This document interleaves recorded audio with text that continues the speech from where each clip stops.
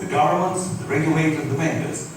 Now, the people, of course. Of course, people still enjoy it. In Russia last year, Russian banks increased loans to Russian people, consumer loans, by 40%. People borrowing, they enjoy it, they buy flats, they buy cars, they buy other things.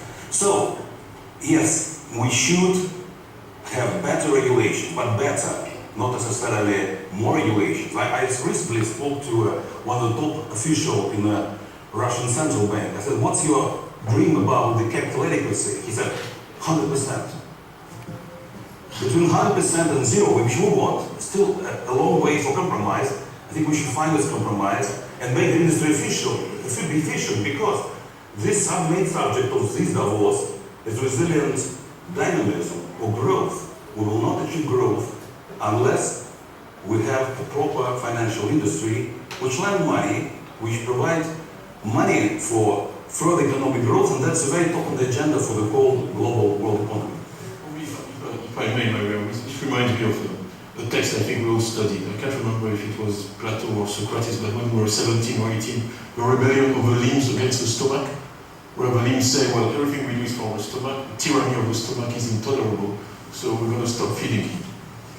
So of course they stop feeding the stomach and the body decays and everybody dies. So this whole debate about the financial sector is a false debate for me. You take a company like Prudential, we're the largest investor in the Indonesian economy, we're the largest holder of equity in the Jakarta Stock Exchange, we hold 30% of the Vietnamese government debt, we do the same thing in every country we are. Where does the financial sector start or stop? Where does the economy start or stop? It's so intricately linked. I think that's what we're all saying here. But we shouldn't throw the baby with the bathwater. Yes, there are issues. Yes, there are excesses. Excel was very clear about that. They have to be fixed. But we will not get any growth. And the economy, the world economy will not get out of the crisis in which it is without a functioning financial sector that can intermediate, finance companies, finance households, so people can go to work thinking that they have insurance on their house, so they can be trade. There will be no trade without insurance. We all perform a very valuable social function, and I think that's a key point to agree on before we move on in the debate. But I think challenging, and I don't know, nobody can say what is the optimal size in the financial sector. I don't think it's a very productive debate. I think what needs to happen is for us to be able to do what we do best, which is provide value to our customers. I want to hear from Paul, then we'll get the conversation going, but we haven't heard from you yet, Paul. I think the banking sector is too big. I think it's too leveraged and too opaque. If you go back to the crisis of 2008, where the global financial sector was in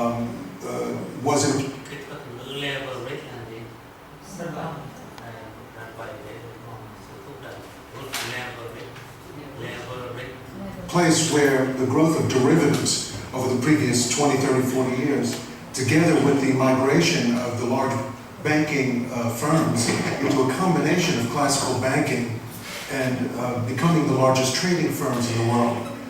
That combination, plus the opacity of the derivatives disclosures and the gigantic size of those exposures, made for a situation in which, in my opinion, only the implicit and explicit guarantee of governance stemmed the cascading transmission of the financial collapse. If you fast forward to today, when you have this significant amount of deleveraging on balance sheet, much less deleveraging in the derivatives books of the major global financial institutions.